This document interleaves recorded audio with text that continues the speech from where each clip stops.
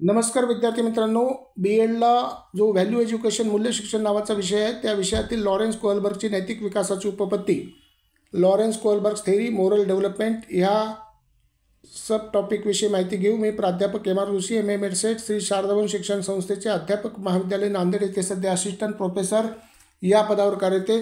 चला तर पाहूया लॉरेन्स कोहलबर्गची नैतिक विकासाची उपपत्ती। प्रस्तावना: लॉरेन्स कोहलबर्ग हा एक अमेरिकन मानसशास्त्रज्ञ होता। त्याने नैतिक विकासाची उपपत्ती थेअरी ऑफ मोरल डेव्हलपमेंट मांडली, जी जीन पियाजेच्या संज्ञानात्मक विकासाच्या उपपत्तीवर आधारित होती। कोहलबर्गने नैतिक विकासाचे 3 स्तर लेवल्स आणि त्यामधील 6 टप्पे स्टेजेस मांडलेले आहेत। हे टप्पे एकमेकांवर अवलंबून असून मुलांचा नैतिक विचार जसा जसा वाढतो तसे तसे ते पुढच्या टप्प्यावर जात असतात।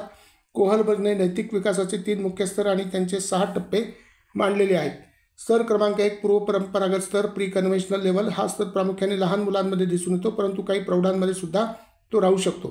टप्पा क्रमांक 1 शिक्षा व आज्ञापालन अभिवृत्ती, ओबिडियन्स अँड पनिशमेंट ओरिएंटेशन। नैतिकता म्हणजे नियमांचे पालन करणे आणि शिक्षेपासून वाचणे होय। चुकीचे वर्तन केल्यास शिक्षा मिळेल म्हणून वाईट गोष्ट करू नये अशी समज ह्या टप्प्यावर असते। उदाहरणार्थ, मी चूक केली तर मला शिक्षा होईल म्हणून मी तसे करणार नाही। काय बरोबर आणि काय चूक हे शिक्षा मिळेल की नाही यावर ठरते। जर शिक्षा झाली तर वाईट काम केलं असा विचार केला जातो। नैतिकतेपेक्षा भीतीवर आधारित निर्णय घेतला जातो। टप्पा क्रमांक 2 वैयक्तिक हितसंबंध व देवाणघेवाणीची भावना, इंडिव्हिज्युअलिझम अँड एक्सचेंज। योग्य व चुकीचे ठरवताना स्वतःच्या फायद्याचा विचार केला जातो। देवाणघेवाणीच्या स्वरूपात नैतिकता ठरते। तू मला मदत कर, मी तुला करीन। उदाहरणार्थ, माझा फायदा होत असेल तर ते योग्य। एखादी कृती स्वतःच्या फायद्याची असेल तर ती चांगली समजली जाते। जर मला काहीतरी मिळणार असेल तर मी ते करेन। बक्षिसाची अपेक्षा या टप्प्यावर केली जाते। त्याच्यानंतर स्तर क्रमांक 2 पारंपरिक स्तर, कन्व्हेन्शनल लेवल। हे टप्पे किशोरवयीन आणि अनेक प्रौढांमध्ये आढळतात। टप्पा क्रमांक 3 चांगला मुलगा किंवा चांगली मुलगी अभिवृत्ती, गुड इंटरपर्सनल रिलेशनशिप्स। सामाजिक मान्यता मिळवण्यासाठी नैतिक वर्तन केले जाते। इतरांचे मन जिंकणे, इतरांना मदत करणे म्हणजेच योग्य वर्तन समजले जाते। उदाहरणार्थ, माझे मित्र व कुटुंब काय म्हणतील याचा विचार करूनच वागणे या स्तरावर अपेक्षित असते। इतरांना खुश ठेवणे, सामाजिक अपेक्षा पूर्ण करणे या टप्प्यावर महत्त्वाचे ठरते। चांगली मुलगी काय करते किंवा माझ्या कुटुंबाला काय योग्य वाटेल हा विचार केला जातो। सामाजिक संबंध आणि स्वीकृती महत्त्वाची ठरते। टप्पा क्रमांक 4 सामाजिक व्यवस्था व कायद्याचे पालन, मेंटेनिंग द सोशल ऑर्डर। नियम, कायदे आणि सामाजिक संस्थांचा आदर करणे हे नैतिकतेचे मुख्य निकष असतात। समाजात सुव्यवस्था टिकवण्यासाठी नियम पाळणे आवश्यक समजले जाते। उदाहरणार्थ, कायदा पाळणे हेच योग्य, अगदी तो वैयक्तिक फायद्याविरुद्ध असला तरीही।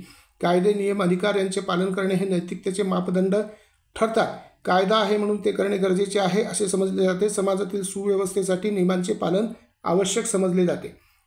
स्तर क्रमांक 3 उत्तर परंपरागत स्तर, पोस्ट कन्व्हेन्शनल लेवल। हा स्तर सर्व व्यक्तींमध्ये पोहोचत नाही, फारच थोडे लोक हे साध्य करतात। टप्पा क्रमांक 5 सामाजिक करार व वैध हक्क, social contract and individual rights. कायदे व नियम लोकांनीच बनवलेले आहेत, त्यामुळे ते बदलले जाऊ शकतात असा समज या टप्प्यावर असतो। समाजहित आणि मूलभूत हक्क यांचा विचार महत्त्वाचा समजला जातो। उदाहरणार्थ, कायदा चूक असेल तर तो बदलण्यासाठी प्रयत्न करणे योग्य ठरते असा विचार केला जातो। नियम हे समाजाच्या भल्यासाठी असतात, पण त्यात बदल होऊ शकतो। लोकांचे मूलभूत हक्क, न्याय, समानता याला महत्त्व असते। जर नियम चुकीचा वाटत असेल तर तो बदलण्याची गरज या टप्प्यावर भासते। टप्पा क्रमांक 6 नैतिक नियमांची सार्वत्रिक तत्त्वे, युनिव्हर्सल प्रिन्सिपल्स। नैतिक निर्णय सार्वत्रिक मूल्यांवर आधारित असतात, जसे की न्याय, समानता, मानवी हक्क इत्यादी। हे तत्त्व कायद्यापेक्षा आणि सामाजिक करारांपेक्षा वरचढ असतात। उदाहरणार्थ, गांधीजींनी अन्यायकारक कायद्याला विरोध केला कारण ते कायदे नैतिकतेच्या सार्वत्रिक तत्त्वांशी सुसंगत नव्हते। अंतःकरणाशी एकरूप असलेले नैतिक तत्त्वांचे पालन ह्या टप्प्यावर केले जाते। सत्य, न्याय, मानवतेसाठी वचनबद्धता असते। मी हे करतो कारण हे नैतिकदृष्ट्या योग्य आहे, जरी कायदा वेगळा सांगत असलं तरी, असा समज या टप्प्यावर होत असतो। महत्त्वाचे मुद्दे: कोहलबर्गची उपपत्ती नैतिक युक्तिवादाच्या विकासावर लक्ष केंद्रित करते, म्हणजे लोक काय विचार करून योग्य अयोग्य ठरवतात त्याचा भर केवळ वर्तनावर नव्हे तर वर्तनामागील युक्तिवादावर आहे। ही उपपत्ती सार्वत्रिक आहे असे कोहलबर्ग म्हणतो, पण काही समीक्षकांनी सांस्कृतिक व लिंग आधारित फरकांवर टीका केलेली आहे। उपसंहार किंवा समारोपामध्ये पाहूया। कोहलबर्गची नैतिक विकासाची उपपत्ती विद्यार्थ्यांमध्ये पालकत्वात, शिक्षकांच्या भूमिकेत आणि समाजशास्त्रीय विश्लेषणात महत्त्वपूर्ण ठरते। ही उपपत्ती आपल्याला समजावते की व्यक्तीच्या नैतिक निर्णयांमागे केवळ नियम नव्हे तर सामाजिक आणि तात्विक विचारसरणीसुद्धा महत्त्वाची भूमिका बजावते। धन्यवाद।